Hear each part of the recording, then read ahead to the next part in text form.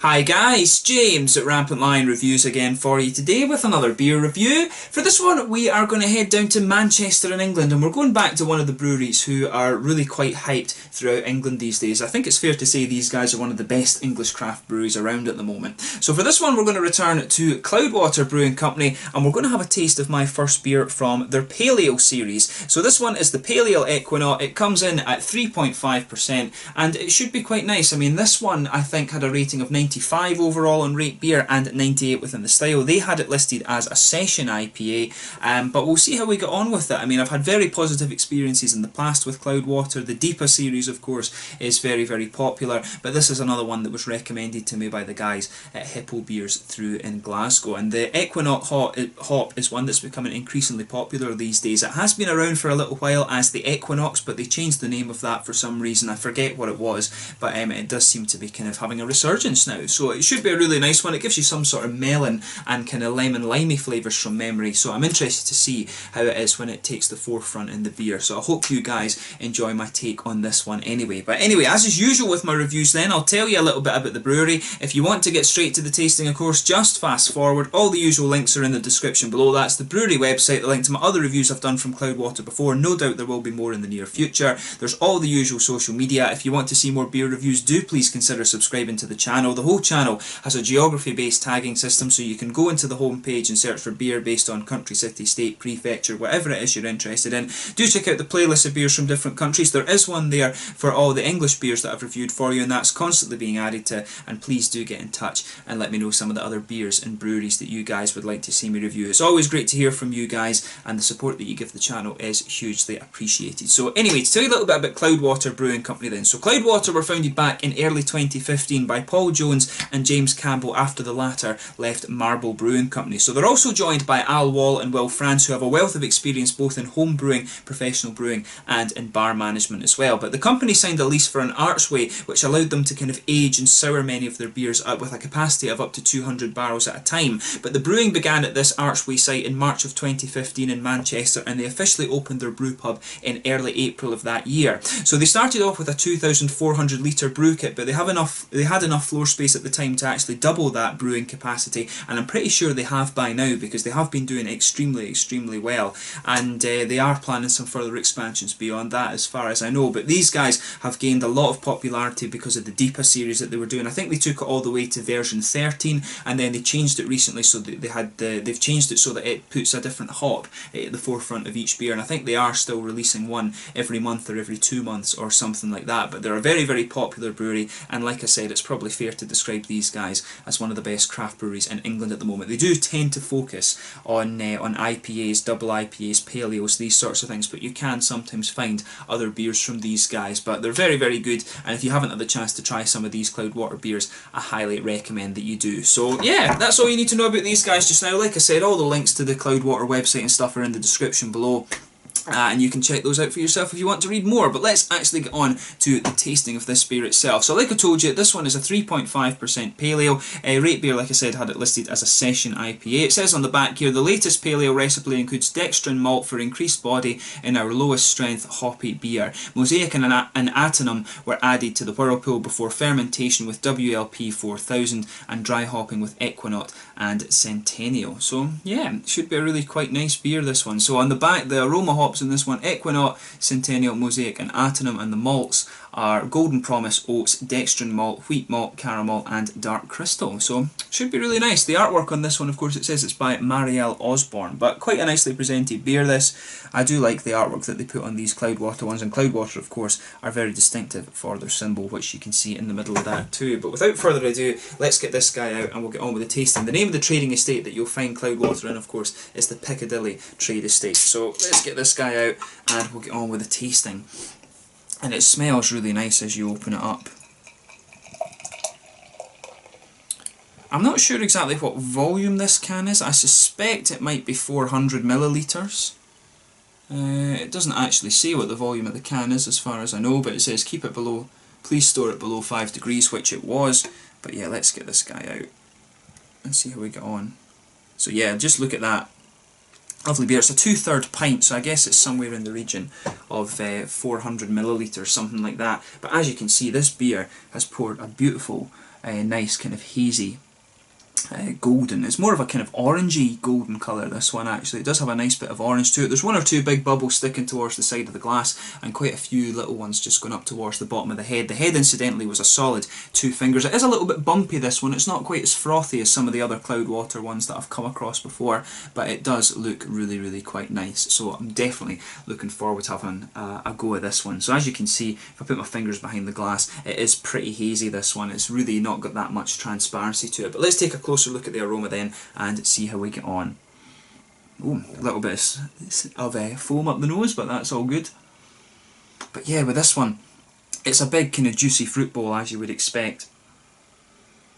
So you can definitely pick up a little bit of the Equanot note out of this. There's a wee bit of that kind of melony character that you'll always find. Equanot, I always found, gives you a bit of melony character and some kind of lemon limey notes.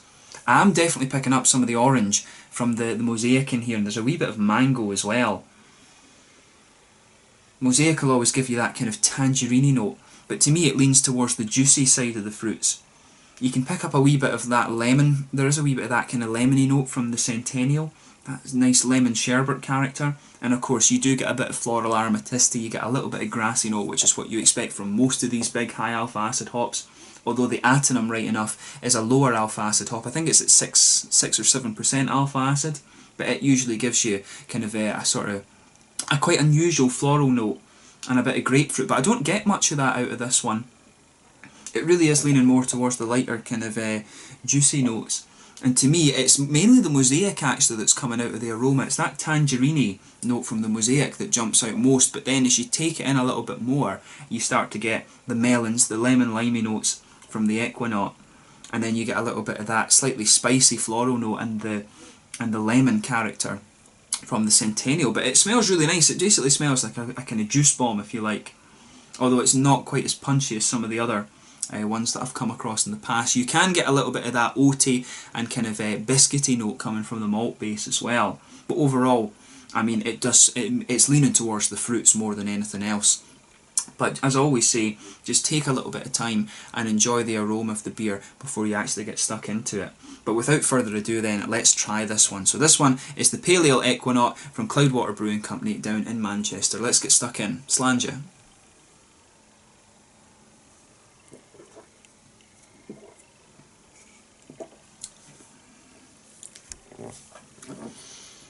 That's quite nice actually. Yeah. The Equanot, you can the flavours that are coming out of this one, you can get the Equanot, but there is definitely, with the dry hopping, you can pick up some of that that distinctive kind of floral spicy note that you would expect of the Centennial.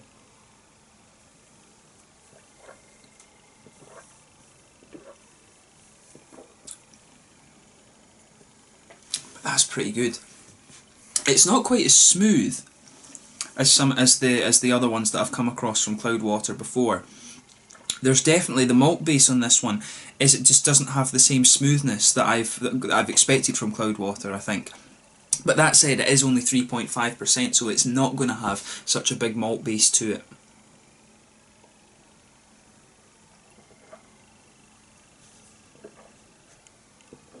But it is nice. It is, I think it's fair to say, in terms of the hoppy bitterness as well, this one's not going to blow your head in terms of IBUs. Instead of being a session IPA, which usually has a bit more malt bait to it, this one it definitely, like they says, fits into the pale ale. So I'm really not sure why Rate Beer has it down as a session IPA, because it just doesn't have the malt base to be an IPA for me.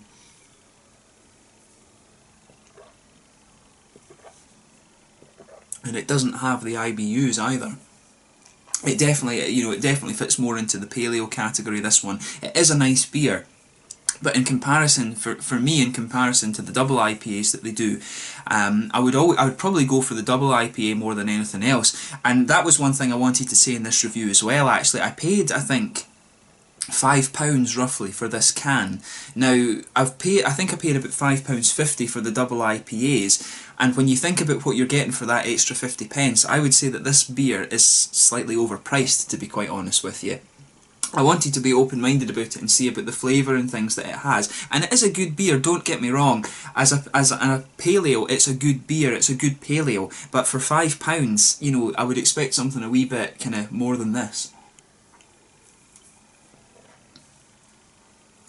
I would probably want to pay more in line somewhere. I would pay probably maximum about £4 for this beer. I think that's what this one should have been priced at. And I don't think that's the retailer, because I bought this one at Hippo Beers and they don't overcharge for their beers. But it's good, and I do like it. I wouldn't hesitate to drink it again, but I wouldn't pay the £5 for it again. I think it's fair to say that one. But let's analyse the flavour a wee bit more with this. So, in the middle of the palate of this then, you get that light kind of nice bready malt to this one. There's that white bready character there. There's a little bit of that oaty smoothness. You can feel a little bit of the biscuity kind of caramel notes in the middle of your palate too. The dark crystal, I think you can feel a little bit of graininess from that. It always gives you this kind of slightly darker and more grainy flavour to it, and I can definitely pick up that one. That's maybe why this beer doesn't feel quite as smooth. And as I said, compared to the double IPAs, which I think it's mainly been the double IPAs that I've reviewed from Cloudwater before, you're always going to have a bigger, thicker, more boozy malt base. So I guess, to me, I think these big hazy beers, I think I prefer them when they're up at the sort of 8% mark or the 6% mark around this. I think 3.5% for me, in my kind of taste palette, is just a little bit low. But yeah, the malt base is pretty much what you would expect, but it's not quite as thick and as smooth as I was expecting it. When you move further into the aftertaste, it smooths out a little bit and you get more of that oaty kind of bready sweetness, and the biscuity character, you get a little bit of that caramel biscuity sweetness in the middle of your palate too. That comes out a little bit better. With the hops, there's a wee bit of earthiness in the back corners of the palate, just a very tiny amount, but as you come further forward you can feel that nice floral aromatic character in there. It's a little bit herbal, which I suspect is the atenum, but as you come forward towards the front of the tongue, you do get a little bit of that distinctive spicy, slightly spicy character that you expect of the Centennial. As you go round the very front curve of your palate, it's a little bit lighter and a little bit more grassy. It's got that almost lemongrassy quality around the front curve of the palate.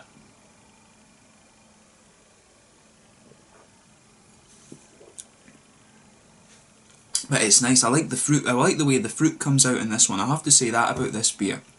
So when you go behind the front curve of the palate, that's where you're going to get that little oily bubble where all these nice kind of fruity esters come out of the beer. You can pick up with this one that there's a wee bit of grapefruit just underpinning it, and that's from the atenum, but it's nowhere near as prominent as you're going to find in some of the other beers, and that'll probably be down to the fact that the atenum's a really low alpha acid hop in comparison to the Mosaic and the Centennial. And the Equanot, of course, you can feel a little bit of that grapefruit there, but on top of that you get the nice tangerine oranges, and as you go further into the flavour, that's it. To me it's leaning towards the lemon limey sort of things. I'm not getting too much of the melon that you can normally get from Equanot. To me it's more leaning towards the lemon limey, and I suspect that's the influence of the Centennial, because it's got that kind of sherbety lemon quality to it, and I think those are just combining together to give you this really kind of lemon limey note. It's not leaning too far in the way of a tropical fruit for me. The fruit in this one I think is more of a lemon limey quality than anything else.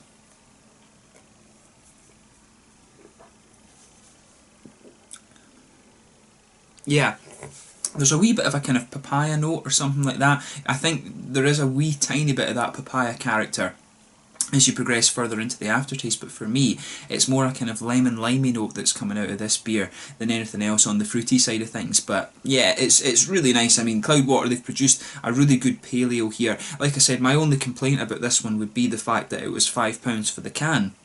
And when you can pay £5.50 and get the double IPA, if you think about the taxes and alcohol and stuff like that, to me it's not worth paying £5 for this one when you can pay that little bit more and get the double IPA, which has got so much more going for it. It's just a bigger flavour. It's almost like you're kind of in a way it's a little bit like you're a druggie or something. You just want something that's a little bit bigger for that price, to be honest with you.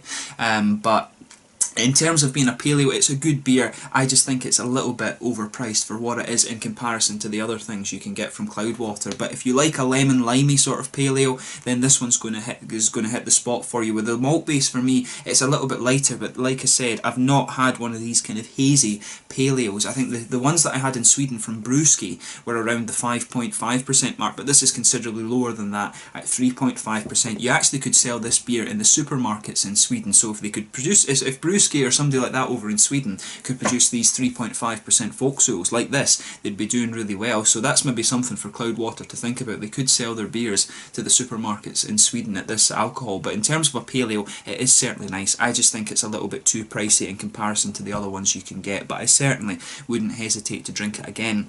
In terms of the mouthfeel, this one then, I would say it's mid-bodied. A bit lighter, of course, than the double IPAs and stuff you're going to get from them. The carbonation is very smooth on this one. The mouthfeel on this is a little bit oily. It does have a little bit of wetness to it, and again, that's because the pale ale has less malt in it than the IPAs and the double IPAs and stuff like that. There is a little bit of hoppy bitterness to it, but it's a pale ale, so again, nowhere near as much as you're going to get from the styles higher up in the series, if you like.